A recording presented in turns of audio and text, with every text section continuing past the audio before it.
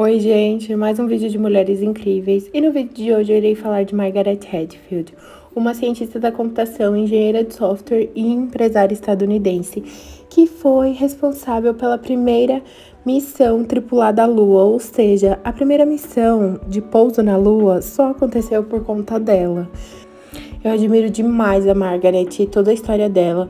Eu fico impressionada com tudo que ela fez e eu acabo ficando muito brava quando falam da primeira viagem pra Lua, que só lembram do Neil Armstrong, que foi o primeiro astronauta lá que pisou na Lua, e cagam pra história dela.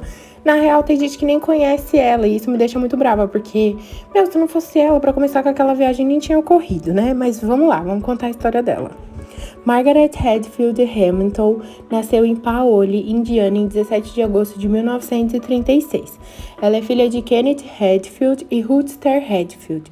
Ela estudou toda a sua infância e adolescência numa escola chamada Hancock High School, sendo que ela se formou lá em 1954. Logo em seguida, ela já foi estudar matemática na Universidade de Michigan, no Earlham College, e ela se formou lá em 1958. Enquanto ela fazia essa faculdade, ela conheceu James Cook Hamilton, que era o marido dela. Eles se casaram no final dos anos 50 e logo em seguida tiveram uma filha chamada Lauren. Mas logo depois de um tempo, eles se divorciaram. Ela fez uma pós-graduação em meteorologia no MIT, que é o Instituto de Tecnologia de Massachusetts, e enquanto isso, o seu marido estava terminando a graduação. E para ajudar na renda de casa e tal, ela começou a lecionar matemática e francês no ensino médio. Logo depois que seu marido terminou a graduação, ela saiu do colégio e ela se mudou para Boston, Massachusetts, para fazer uma pós-graduação em matemática pura na Universidade de Brandeis.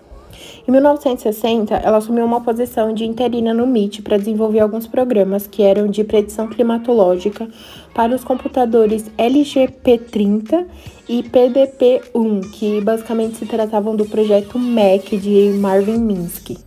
Uma coisa que é importante falar é que naquela época, tanto ciência da computação como engenharia de software não era uma profissão, muito menos uma disciplina. Então, todos esses programadores que trabalhavam com isso, eles aprendiam trabalhando, adquirindo experiência ali na hora. Então, não tinha um livro sobre isso, eles iam descobrindo as coisas. Até 1963, ela ficou trabalhando no projeto SAGE, no MIT, onde ela era uma das primeiras programadoras a escrever o software para o computador de encriptação, que o nome do computador é ANFSQ7 Computer, que basicamente é o computador que a gente tem hoje, que é responsável por procurar aeronaves não amigáveis, ou seja, basicamente é o procurador de OVNIs. Então ela praticamente criou o computador que identifica OVNIs, e depois disso ela também escreveu um software para os laboratórios de pesquisa da Força Aérea em Cambridge. Depois que ela desenvolveu esse software para a Força Aérea de Cambridge, muitas pessoas daquela área começaram a reconhecer o trabalho dela e reconhecer como ela era uma pessoa inteligente e boa naquilo que ela fazia. Então ela foi convidada para se juntar ao laboratório Charles Star Trapper, no MIT ainda, que basicamente era o laboratório que estava trabalhando na missão espacial Apollo. Com o passar do tempo, ela se tornou diretora e supervisora da programação de software para os projetos Apollo e Skylab.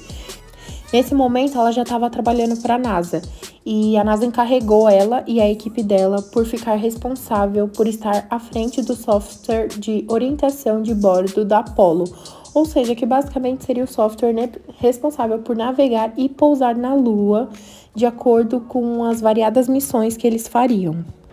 Agora eu vou falar um pouquinho do Apollo 11. Basicamente foi uma missão que foi lançada por um foguete chamado Saturno V, que foi lançado na Flórida, dia 16 de julho de 1969, às 13 horas e 30 minutos.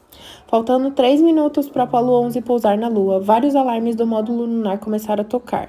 E isso aconteceu porque o computador ficou sobrecarregado com as atividades de radar de aproximação, que eram desnecessárias para o pouso naquele momento. Nesse momento, a equipe da NASA já estava querendo abortar o pouso na Lua do Apollo 11, só que como a Margaret tinha escrito o código do computador, ela sabia que ele seria capaz de realizar o pouso. E foi em poucos minutos que a Margaret reconheceu um erro na lista de comandos que foi dado ao computador.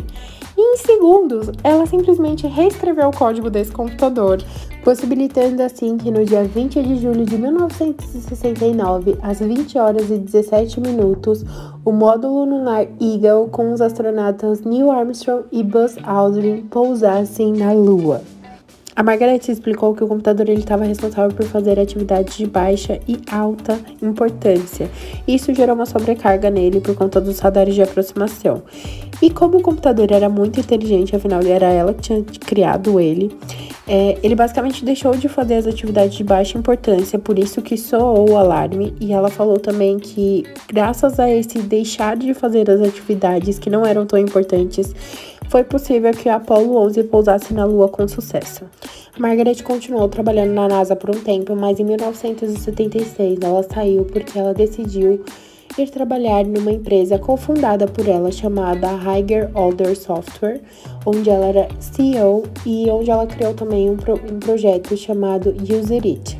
Ela trabalhou na OSA até 1984, mas foi em 1986 que ela criou sua própria empresa, chamada Hamilton Technologies Inc., que tinha sede em Cambridge, Massachusetts, e basicamente a companhia ela foi desenvolvida com o paradigma de sistemas e design de software Developing Before the Fact, que basicamente significa o desenvolvimento antes do fato.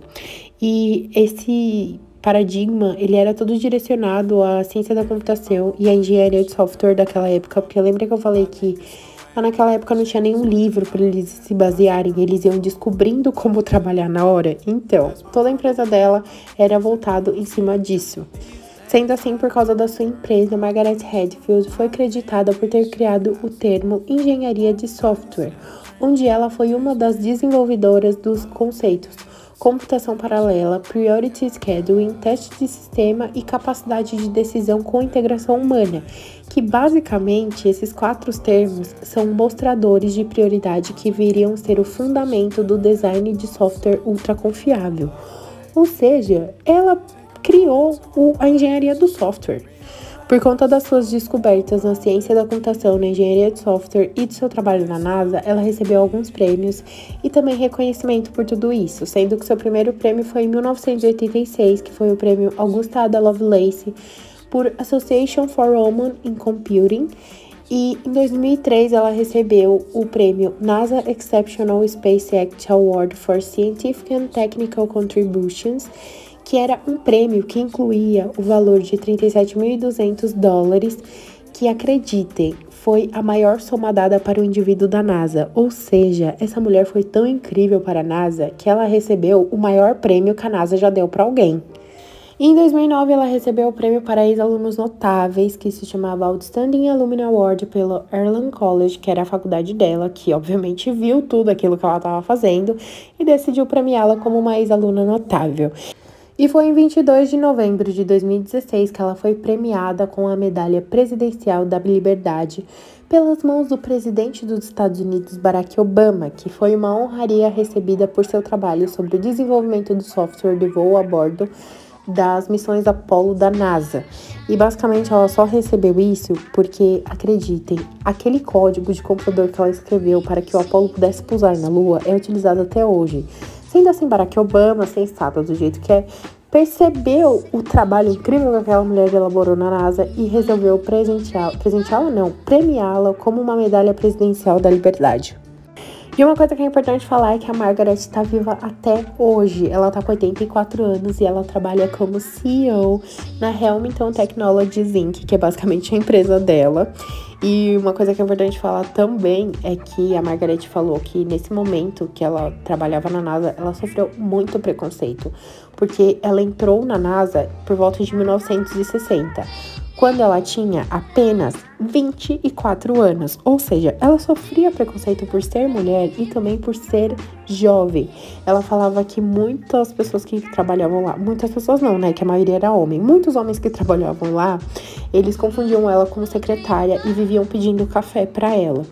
Ela conta que quando ela assumiu o cargo de diretora na NASA para desenvolver o software que foi utilizado no Apollo 11, tinha muito homem contra ela. Primeiro porque ela era mulher e eles falavam que mulher tinha que estar em casa cuidando da filha. E segundo, porque ela era muito jovem. E com isso ela falava que o trabalho dela naquela época era muito desgastante. Primeiro porque ela estava desenvolvendo um software do zero, mas ela falava que isso era a parte mais fácil. Mesmo que não tivesse nenhum dado científico para que pudesse facilitar a criação daquele software. E segundo, porque ela tinha que lidar diariamente com as piadinhas machistas sobre a idade dela, falando que ela não seria capaz de criar aquilo, que ela deveria ir para casa para cuidar da filha dela. E foi com 33 anos que ela foi responsável por pousar o primeiro módulo lunar na Lua. Então, assim, gente, eu fico imaginando aquela cena, sabe? O foguetinho pousando na Lua e todos aqueles homens que falaram que ela não seria capaz assistindo a vitória dela. Nossa, meu, é um momento, assim, impagável, gente, impagável. E uma coisa que é legal vocês saberem também é que a Margaret, ela era super engraçada, porque pra vocês terem uma ideia, o código que ela desenvolveu pra pousar o Apollo 11 era, tipo, cheio de piadas. Sendo que em uma das linhas estava escrito And Baby Burn Master Ignition Routines, que basicamente fazia referência a um bordão do DJ Magnificent Montague, enquanto ele tocava seus maiores hits do momento, que soltavam Burn Baby Burn, que por conta da Margaret se tornou uma frase icônica durante os protestos de 1965 em Los Angeles contra a morte de um jovem negro pela polícia local. Ai, gente, essa foi a história dessa mulher incrível. Eu fico pensando assim, meu, imagina você fazer isso do lado de um monte de cara que não acredita em você, te diminuindo diariamente. E mesmo assim, você vai lá e pousa o primeiro foguete na Lua. Ela pousou um foguete na Lua. Vocês têm ideia do que é fazer isso? Porque eu não tenho, porque é um negócio tão grande que, tipo, é maior do que o meu ser. Gente, o melhor é que ela pousou o foguete com 33 anos. Dá pra entender, vocês conseguem entender o nível de inteligência, de sabedoria dessa mulher. Nossa, eu amo ela, gente, eu amo ela.